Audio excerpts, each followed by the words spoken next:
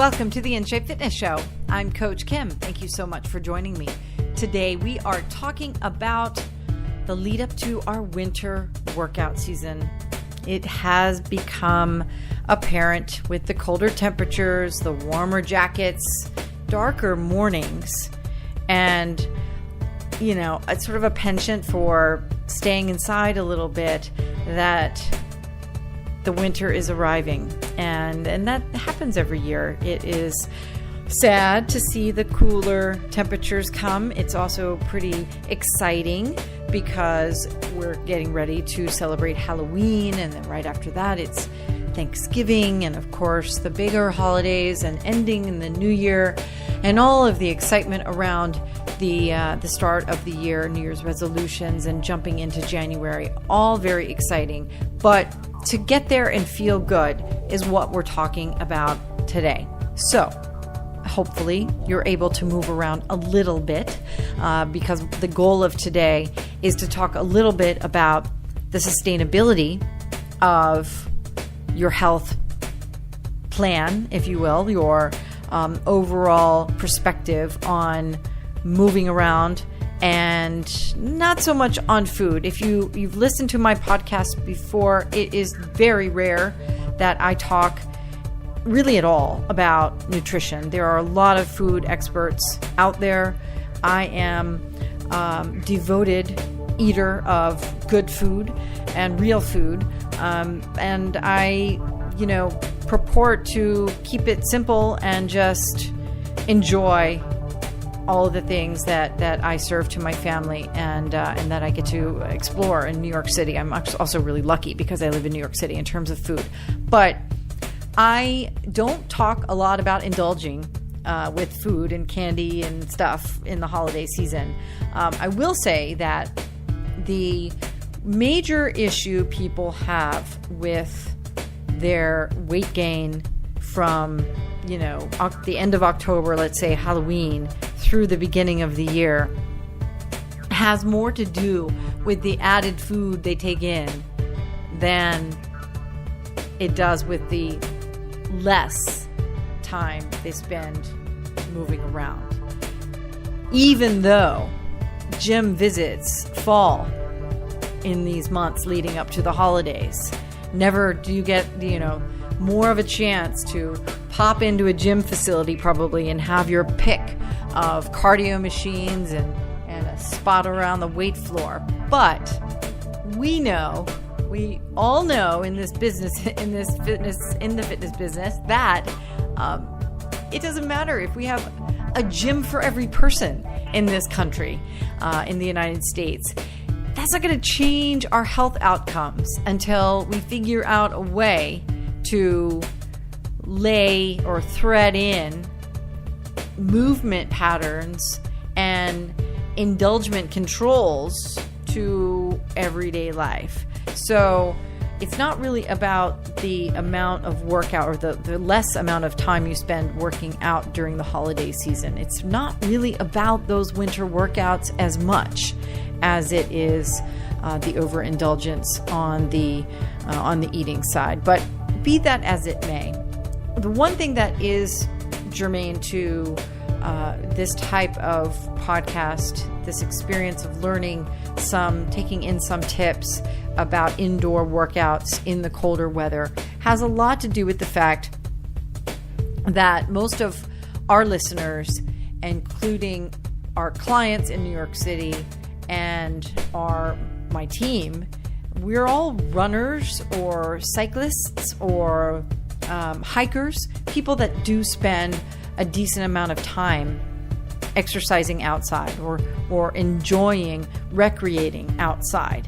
And whether that's jumping into the pool or going to the beach and surfing or even going to play tennis on a tennis court or just going for a jog when the New York City Marathon is coming up. I've spent the last couple of months just running essentially, and that's all I've been doing, I feel like.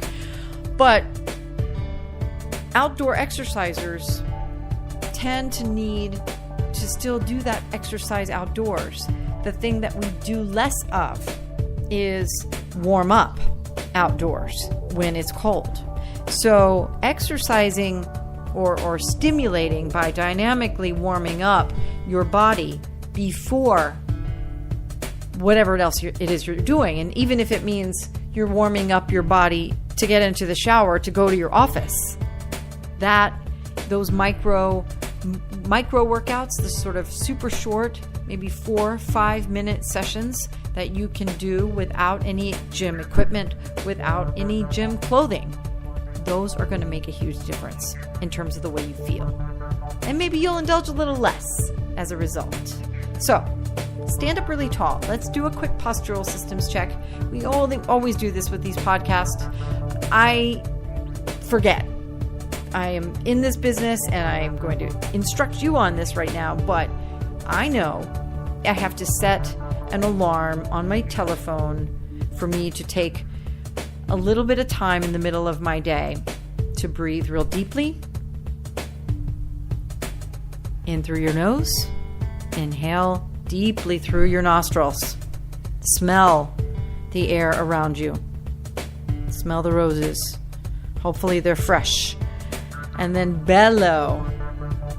I like saying that word. It hopefully denotes the kind of strength in the contraction of your tummy muscles, your diaphragm moving as you exhale all of those waste gases, the carbon dioxide, out of your body. And then deeply again, go back to your inhale. As you are thinking about your body parts and you're breathing deeply, you relax and you awaken the tiny little microscopic cells that serve as the grassroots, the army in your industrial complex body. And not just your own DNA cells, but all of the microscopic bacteria and that help your body. Some of them definitely don't help your body, but most of them are there because they have jobs to do. You're a host to trillions of little helpers, and their express purpose is to serve either your digestive health. There are just 4 places in and on the body that have a huge concentration of bacteria, and your digestive system is the biggest. So you really want to make sure that you are stimulating those guys, waking them up. You don't want them sleeping on the job. So that's why we do these stimulating short routines. Now, as the postural systems check continues, the other things that you want to think about are, if you're standing, the placement of your feet on the floor, the muscles and the soft tissues, all the rubbery tendons and ligaments in your feet, that wackadoodle skeleton in your feet, all of those tissues, because they are shoed most of the time, your feet are susceptible to a great deal of pain and suffering, especially if you do things in conjunction with your desire to be healthy. You exercise even though you sit all day. So this is one of the reasons why the sustainability plan for your health, your long-term health, has to include more than workouts. It can't just be the gym. And in fact, the gym, we know, is really not producing the outcomes that it claims it's structured to do. So what we want to make sure that we embed in each of our days is a way to turn all those engines on, turn all those cells on, going back to the little army of foot soldiers that you have in your body, by pressing into the floor with the balls of your feet and your heels, by thinking about the inside of your foot versus the outside of your foot, by thinking about the right foot versus the left foot. You are pressing into the floor, activating those tissues. You're standing up really tall. Squeeze your glutes as you start thinking about the muscles at the top of the leg and in and around your pelvis. You want to tuck in your tailbone and zip up your tummy muscles. Of course, you're still breathing deeply in through your nose and out through your mouth. And then push your shoulder muscles back. The postural systems check now turns into something I call Mrs. Mallard. Mrs. Mallard is from Make Way for Ducklings, one of my favorite kid books. When my daughter was a baby, I must have read this book to her like 6 times a week.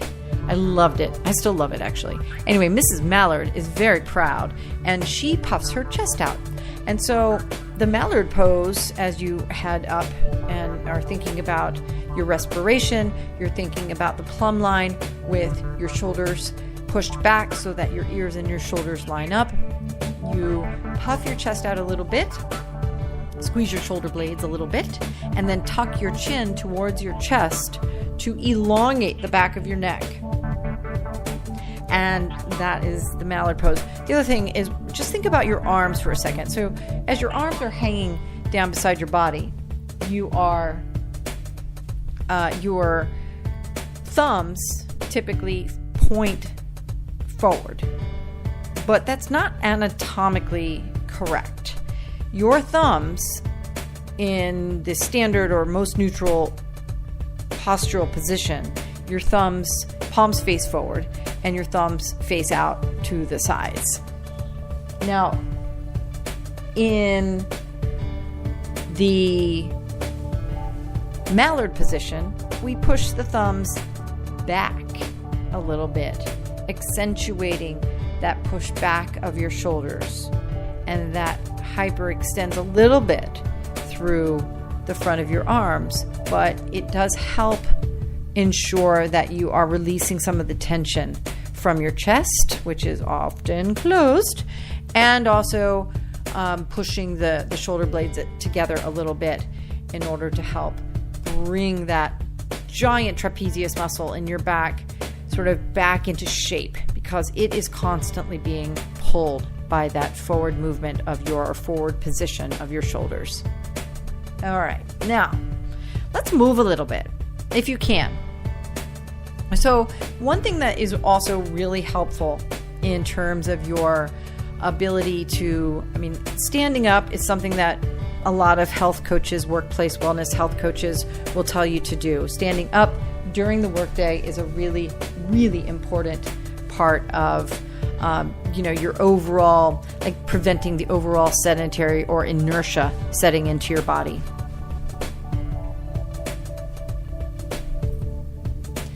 So now that you stand up, though, the thing that you want to do next is to fully activate your body before you sit back down. So I see a lot of people that have the awareness level that getting up once an hour might be a stimulating way to bring, just a little bit of exercise into your day instead of just sitting there for hours upon hours upon hours. But stand up with a purpose. You can stand up whenever you take a phone call, or stand up whenever someone comes into your office, or if you have an office, or to your cubby if you have a cubby. Stand up, move to a different part of your workspace, and stand on one leg. We call that the flamingo. And that just means that you are thinking about, and flamingos actually do this. I think I talked about this a little bit on a recent podcast, that there were some researchers that recently studied the purpose behind the flamingo standing on one leg versus the other. Was there a reason some stand on their right leg versus their left leg? And it turns out that there isn't as significant of a reason as it seems like there may be. Most, of course, human beings, we have a side, left-handed or right-handed, which translate typically to right side total dominance or right leg dominance versus left leg dominance. Left-handed people are a very small percentage of our population. And it's the case even with a left-handed left-handed person doesn't necessarily have a left dominant leg. They often have transference. Now, on the other hand, the right-handed group of our population, the majority of us, are right-handed and have a right dominant leg. And that translates to some significant issues when the left leg gets involved in something. And that means pretty much anything, because all you got to do is take 2 steps and your left leg has had to engage. But the left leg is not as strong as the right leg. So exercising people tend to develop aches and pains on the right side because the right side typically does a little more work. We can talk about that at a different podcast later. But the thing you can do to help strengthen your left leg is to spend a little bit of time on just your left leg. So when you stand up, spend 30 seconds on each leg, standing alone, standing with one foot down, one leg tucked up underneath, or sticking out to the side. Honestly, it doesn't really matter. And the other thing that doesn't matter about this is if you don't have great balance. And we try to maintain a fairly specific standard for adults that are capable of working. You really should be able to stand on one leg for 30 seconds on either leg without wavering. Now, it's harder in bare feet than in shoes. It's harder in certain kinds of shoes than it is other kinds of shoes. But it's definitely the hardest when you're in your bare feet. So take that into mind when you give it a shot. So standing up, standing on one leg, the burpee sandwich, which is one of my favorite things to do. And we did that with the Muscle Maintenance podcast the other day. And we are, I'm happy to go through the burpee sandwich with you at any point, because I just think it's such a fun way to freshen up an equipment-free workout routine.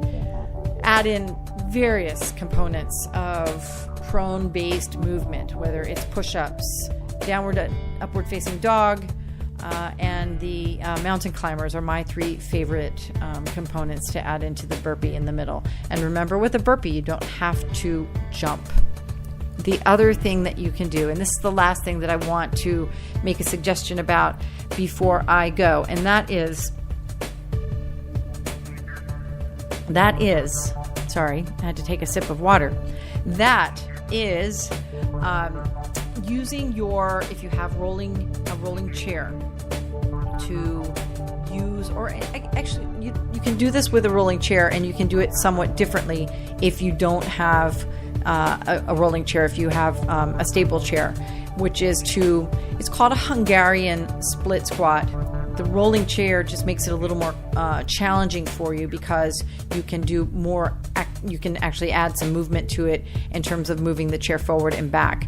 But if you stand up really tall and then you put one leg on the seat of your chair where your butt normally goes, you have to stand far away enough from the chair that you can do this, but you're going to bend the forward leg as though you're bending into a lunge, and then slowly squeeze your glute and stand back up. So those are also a really great way to add a little bit of exercise into your day while you're at your office. Now, whenever you're doing a single leg exercise, you've got to do the same amount of time on the other side. So if you are right-handed and then you are using your left leg and you realize that it's harder on your left leg, that is a really good indicator that whenever you're doing in terms of your other, whether it's exercising on a bicycle, exercising by jogging, not exercising at all even, whatever it is you're doing does require that you warm up your body a little bit by isolating your legs individually in order to prevent a further sort of separating of strength levels and stability levels of your 2 lower limbs. It's really, really important. If you or have upper body sort of manual labor in your life, or you're an athlete like a tennis player, you might even see photographs of famous tennis players, right-handed tennis players that have this really well-developed right arm, and then their left arm is visually smaller. And you can't really see that in the legs. But so I say the point because it is the same in your legs. It's just that the difference is smaller, so you don't see. But you could go so far, if you're curious, as to use a measuring tape and measure the circumference of your thighs, and I'll bet you'd see that your dominant leg is probably a little bit bigger than your non-dominant leg. So last thing, just stretch. As you're sitting at your desk, the other thing that you want to do, in addition to breathing deeply, in addition to thinking about your posture, pulling a Mrs. Mallard during your day, in addition to doing some burpees/burpee sandwiches and doing a few squats and single leg stands, the flamingo. The other thing that you can do is to just feel good, stretch your body. Can you touch your palms together above your head? Can you clasp your hands behind your back? Can you lift one foot, place the ankle of one foot across the knee of the other and sit comfortably? Or is that too hard on your on the top of your leg, your joint, the haunch? Does it have the range of motion to hold there without hurting? Those are questions that you can ask yourself as you're sitting at a desk. And I know this because as I was just talking about it, I was just doing all of those things. So go for it and have a great time. And also, listen, it's the close of the year. We've got a couple more months, about 10 weeks until the end of the year completely, and that we are the thick of our winter time, especially in New York City when it really will get wintry, and you've got to adjust your schedule to deal with the changes that are outside of your control. So the temperatures are going to get cooler and the days are going to get darker, but that doesn't mean that your health is going to change. You just need to be smart about it. So if you have any questions, let me know. I will see you again next week with another new episode. Have a great day.